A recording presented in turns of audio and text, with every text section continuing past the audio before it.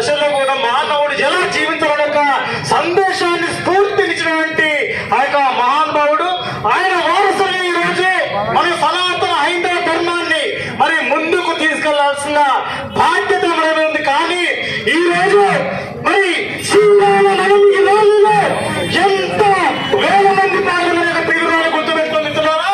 ఈ యొక్క శ్రీరామనవమి రోజులో మరి వందలాదిగా వేలాదిగా రోజులో పాలన జరుగుతూ ఉంది. కానీ అదే శ్రీరాముడిని మరి నానా దుర్భాషలాడితే, నోటితో ఉచ్చరించిన పదాలు మాట్లాడితే, ఆ సీతమ్మ తల్లిని అలవారు మాటలంటే మన నోళ్లు మూగబోతా ఉన్నాయి. ఎందుకు? మనలో పౌరుషం లేదా? మనము ఏదైతే ఆపద వస్తే మనకు ఆ దేవాలయానికి వెళ్ళి, అయ్యో శ్రీరామ నాకు ఆపద ఉంది, నా కుటుంబానికి ఆపద వచ్చింది, కాపాడవల్ల తండ్రి అని గుడికెళ్ళి వేడుకుంటావయ్యా స్వామిని. మరి ఆ గుడికి ఆపద వస్తే, ఆ గుడిని కూలగొడితే, ఆ విగ్రహం ధ్వంసం చేస్తే మనం నోళ్ళెందుకు మూగబోతా ఉన్నాయి? ఒక్కసారి చెబుతున్నారా? ఇక్కడికి వచ్చిన ప్రతి కార్యకర్త, ప్రతి ఒక్క హిందువు, పార్టీలు ఏదైనా కావచ్చు, రాజకీయ పార్టీలు ఏదైనా కావచ్చు, కానీ ముందు మనం హిందువుల సంగతి గుర్తుపెట్టుకోవాలా. మనం హిందువుల సంగతి గుర్తుపెట్టుకోవాలా.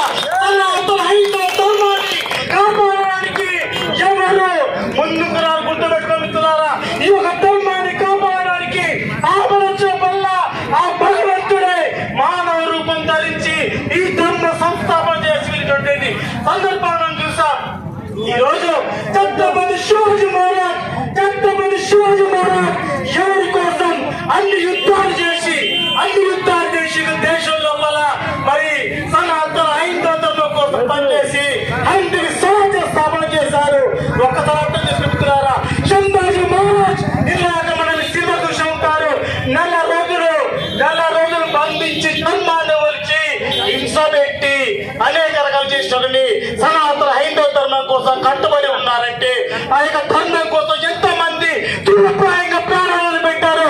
గుర్తు చేసుకొని మిత్రులారా, ఈ రోజు ప్రతి ఒక్క హిందూ కూడా నాకు ఉద్యోగం ఉంది, నాకు కుటుంబం బాగుంది, నాకు పొలాలు ఉన్నాయి, నాకు ఆస్తులు ఉన్నాయని చెప్పేసి సంబరపడి సంకల్పించుకుందో తప్ప, ఈ రోజు బంగ్లాదేశ్ లో చూసిన పరిస్థితిని గమనిస్తే, ఆస్తులు లేవు, ఉద్యోగం చూస్తున్నాము, అభివృద్ధి సోమను చూస్తున్నారు. అదను పోలీసా, లాయరా, కలెక్టరా, డాక్టరా ఇవన్నీ సంబంధం లేదు. కానీ హిందూ అయితే నరికి వేస్తా ఉన్నారు, వేస్తా ఉన్నారు. కాబట్టి గుర్తు మిత్రులారా, ఏది కూడా ఎవరిని కాపాడలేవు. కాబట్టి ఖచ్చితంగా సనాతన ధర్మాన్ని మనమే కాపాడుకోవాలా. ఈ రోజు హిందువులు ఉన్నటువంటి హిందూ అమ్మాయిలను లవ్ జిహాద్ పేరుతో కూడా ఎంతో మంది తీసుకెళ్లి మతం మార్చి వాడుకొని వదిలేసి చంపి వదలబడేస్తా ఉన్నారు. మనం ఏం చేస్తా ఉన్నాం? దయచేసి ప్రతి ఒక్కరు సనాతన ధర్మానికి రక్షణగా అండగా నిలవాల్సిన బాధ్యత ప్రతి ఒక్కరిని గుర్తుపెట్టుకుంటున్నారా? ఈ రోజు రాముడు నిజంగా ఈ భూమిపై ఉండడానికి మరి ప్రతి ఒక్క సంఘటన కూడా నిరసన కనబడతాం. గుర్తుపెట్టుకుంటున్నారా? రాముడు ఆ యొక్క జన్మభూమిలో ఆ మందిరాన్ని కోల్పోయి 500 ఏళ్ళు అయినప్పటికీ 500 ఏళ్ళు గడిచినప్పుడు కూడా మళ్ళీ అదే రామ జన్మభూమిలో రాముడు చెప్పిన విధంగా ధర్మంగా అయోధ్యలో రామ మందిరం నిర్మించుకున్నాం. అంతేకాకుండా ఈ రోజు మీరు గుర్తుపెట్టుకుంటున్నారా?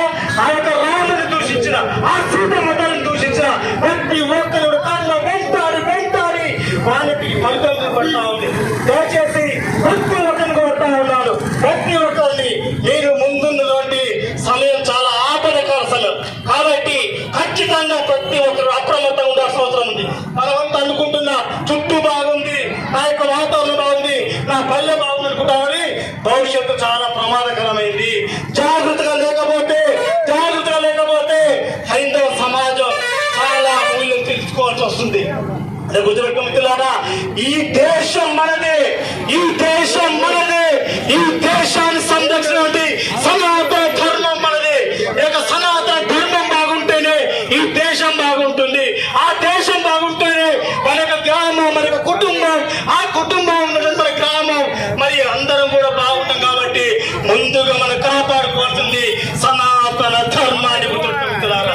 సనాతన ధర్మం కోసం ఎంతమంది ప్రాణ త్యాగాలు చేస్తే ఈ యొక్క ధర్మం నిలబడలు గుర్తుంచుకొని ఎంతే బాధ్యతగా అంతే బాధ్యత ధర్మాన్ని కాపాడుకొని భవిష్యత్తులో